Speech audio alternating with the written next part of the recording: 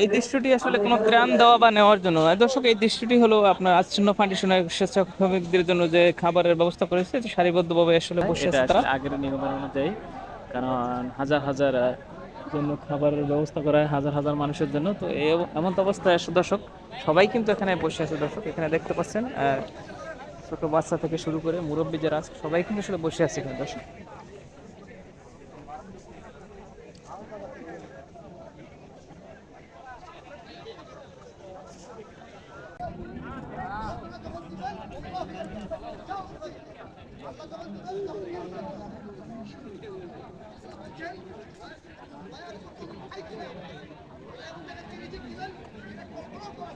না খেয়ে থাকতেছে রাতের জন্য এটা যদি আপনি মনে করেন যে